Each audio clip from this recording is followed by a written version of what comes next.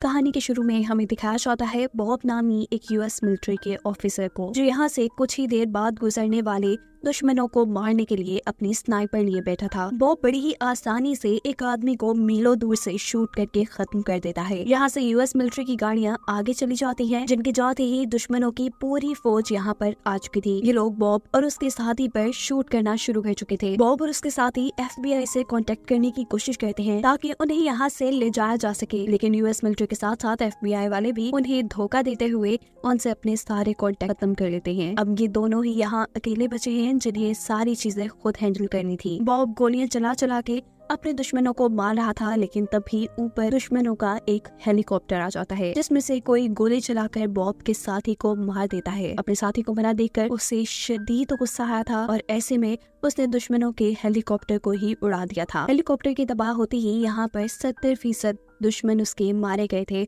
और बाकी डर कर भाग चुके थे। अपनी जान को बचते बचाते बॉब किसी तरह अपनी बाउंड्रीज में वापस आ चुका था और इस सारे वाकये के 2 हफ्ते बाद उसे खबर मिलती है कि जिस ऑफिसर ने उसे ये मिशन दिया था वो ऑफिसर मारा जा चुका है। और कुछ ही दिनों बाद बॉब को भी उसकी जॉब से रिटायर कर दिया जाता है, जिसके बाद सीन कट होकर हमें 3 साल बाद का सीन दिखाया जाता है, जहाँ बॉब ने एक नई जॉब शुरू कर दी है और अब वो मिलिट्री से कोई ताल्लुक नहीं रखता, क्योंकि मिलिट्री और FBI वालों ने उसे दुश्मन के इलाके में अकेला छोड़कर उसे धोखा दिया था। लेकिन आज 3 साल बाद उससे यूएस मिलिट्री के कर्नल मिलने आए हैं, जो उसे बता रहे हैं कि यूएस प्राइम मिनिस्टर पर हमला होने वाला है। प्राइम मिनिस्टर कुछ दिन बाद अलग अलग शहरों में जाकर स्पीच करेंगे और हमारी इन्फॉर्मेशन के मुताबिक कातिल उन्हीं शहरों में से किसी एक में हो सकता है। हमें ये भी पता चला है कि हमला मीलों दूर से होगा और हमारी सिक्योरिटी इतनी दूर तक एरिया कवर नहीं कर पाएगी। हमें तुम्हारी जरूरत है, क्योंकि तुम एक बहुत अच्छे स्नाइपर हो और तुम जान जाओगे कि शूट कहाँ से होगा। तुम्हारे अलावा प्राइम मिनिस्टर की जान कोई नहीं बचा सकता। पर बॉब ने तो ठानी हुई थी कि वो अब मिलिट्री के किसी आदमी पर एतबार नहीं करेगा। जितनी देर कर्नल उसके घर पर थे, मौका पाते ही बॉब ने उनकी गाड़ी के इंजन की एक तस्वीर ले ली थी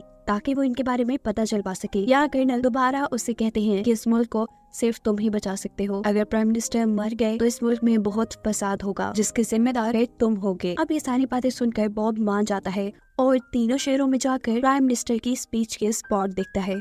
वो नोटिस करता है कि प्राइम मिनिस्टर को कहां कहां से मारा जा सकता है और आखिर उसे ये पता चल जाता है कि प्राइम मिनिस्टर को फिलाडेल्फिया नामी जगह पे मारा जाएगा, क्योंकि वहाँ पे शूटिंग का एक पॉइंट था। वो ये सारी रिपोर्ट कर्नल को दे देते हैं और कर्नल अब उनसे कहते हैं कि हम उस शूटर को जिंदा पकड़ना चाहते हैं। अच्छा होगा अगर तुम आगे भी हमारा साथ दो। यहाँ पर भी बॉब उनकी बात मान जाता है। आखिर स्पीच का दिन भी आ गया था। वो कर्नल से लगातार राब्ते में था।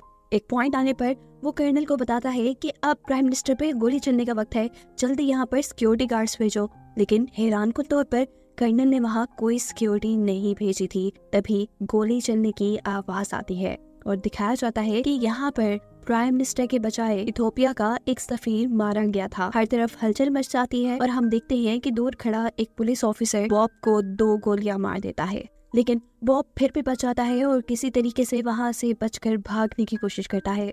यहाँ कर्नल और उसके एजेंट्स FBI और पुलिस को बताते हैं कि बॉब असल शूटर है जो प्राइम मिनिस्टर को मारना चाह रहा था। हालांकि ये बात झूठ थी। बॉब को फंसाने के लिए वो शूटिंग पॉइंट पर बॉब के घर से लाई हुई उसकी गन भी रख देते हैं।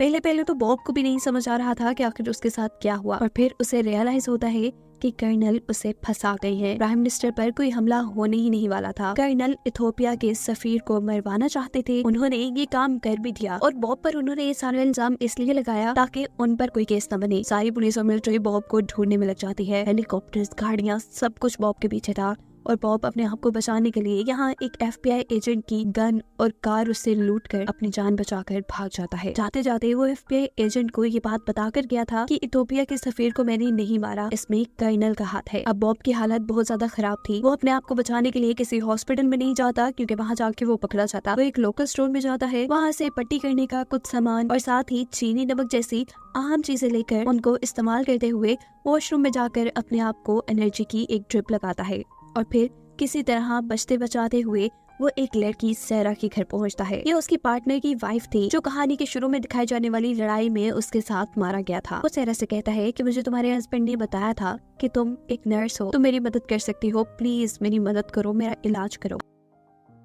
अब दिखाया जाता है FBI एजेंट मैनफिस को, जिसकी गाड़ी और बंदूक लेके बॉब भागा था। उनकी नॉलेज के अकॉर्डिंग बॉब प्राइम मिनिस्टर को मारना चाह रहा था, लेकिन गलती से गोली एथोपिया के सफीर को लग गई। वो यहाँ मर्डर की पूरी फुटेज देखता है और कहता है कि ये बॉब का काम नहीं है। वो सबको बताता है कि बॉब एक बहुत ही शार्प शूटर है जो मीलों दूर से अपना निशाना नहीं चूकता। कुछ मीटर की दूरी से उसका निशाना कैसे चूक गया, उसके मुताबिक यहाँ कोई ना कोई साजिश चल रही है, क्योंकि उसे बॉब ने ये भी बताया था कि एथोपिया के सफीर को कर्नल इसाक ने मरवाया है। तो उसे अब कहीं न कहीं बॉब की बातों पे यकीन हो रहा था और इस चीज का पता चलाने के लिए वो उस इंस्पेक्टर को पकड़ना चाहता था जिसने बॉब को पकड़ने के लिए उसके ऊपर गोली चलाई थी। पर पता चलता है कि इंस्पेक्टर को तो लाट डाकुओं ने मार दिया और ये खबर जानने के बाद उसका शक यकीन में बदल गया था कि ये सारी बॉब को फंसाने की एक साजिश है, क्योंकि एंड पर सारे सबूत मिटाए जा रहे हैं। यहाँ दिखाया जाता है कि सैरा ने बॉब के जिस्म से गोलियां निकाल दी थी, जिसके 2.5 दिन बाद बॉब को होश आता है। जहाँ FBI एजेंट मेम्फिस केस की इन्वेस्टिगेशन करने के लिए मर्डर स्पॉट पे जाता है और उसे ये बात मालूम होती है कि जिस गन से एथोपिया के सफीर को मारा गया है वो एक ट्राइपोड से चलने वाली गन थी। दिखाया जाता है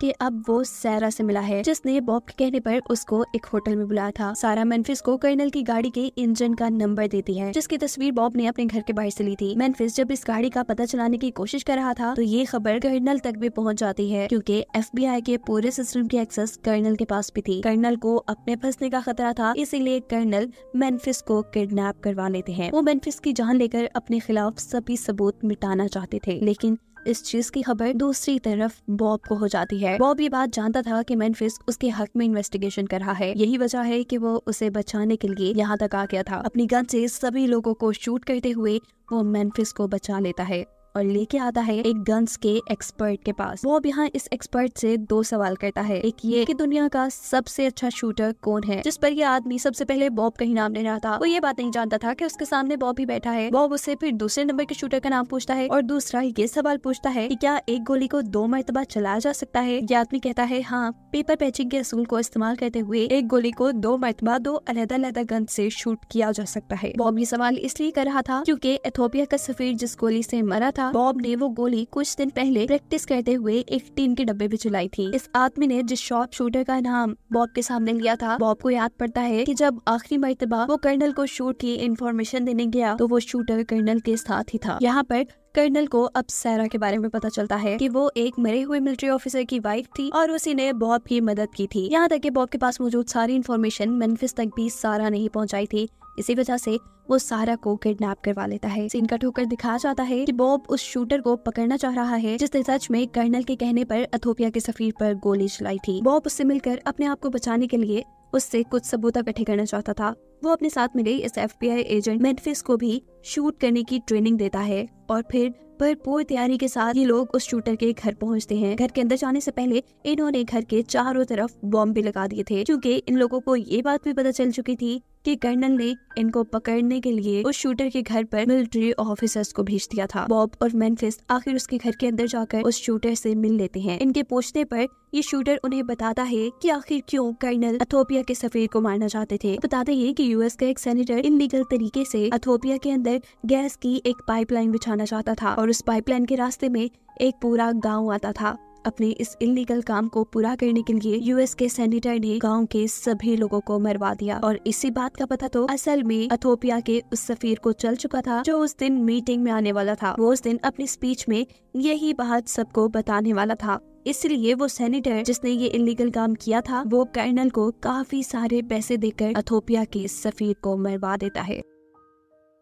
बॉब शूटर की बताई सभी बातें रिकॉर्ड कर चुका था। ये सब बताने के बाद वो आदमी अपने आप को शूट करके खत्म कर देता है। बाहर सभी मिलिट्री ऑफिसर्स बॉब और मेम्फिस को पकड़ने के लिए अंदर आ जाते हैं, लेकिन ये दोनों बड़ी ही बहादुरी से सभी लोगों को अपनी गन से मारते हुए अब एक बटन दबाकर इस घर को भी बॉम्ब से उड़ा देते हैं, जिसमें सभी मिलिट्री ऑफिसर्स भी जो उन्हें पकड़ने आए थे वो मारे जा चुके थे। जिसके बाद मेम्फिस जानबूझकर FBI कॉल करता है अपनी लोकेशन उन्हें देने के लिए, ताकि कर्नल को उनकी लोकेशन का पता चल जाए। उनकी FBI फोन करते ही अब कर्नल की कॉल बॉब और मेम्फिस को आती है। कर्नल ने क्योंकि सैरा को किडनैप किया हुआ था और बॉब सैरा को बचाना चाहता था, इसीलिए वो कर्नल को ब्लैकमेल करता है। उन्हें शूटर की उनके खिलाफ सारी रिकॉर्डिंग सुना देता है और कहता है कि अगर आप ये हासिल करना चाहते हैं तो सैरा को लेकर उनकी बताई लोकेशन पे पहुंचे। सीन कट होकर दिखाया जाता है कि एक बर्फानी वीरान इलाके में वो सेनेटर और कर्नल इनसे मिलने के लिए आए थे। दिखाया जाता है कि कर्नल ने यहाँ पर शार्प शूटर्स बुलाए हुए थे जो बॉब को मार देते। बॉब को भी ये बात मालूम थी, इसीलिए वो अपनी जगह यहाँ मेम्फिस को भेजता है। ये शूटर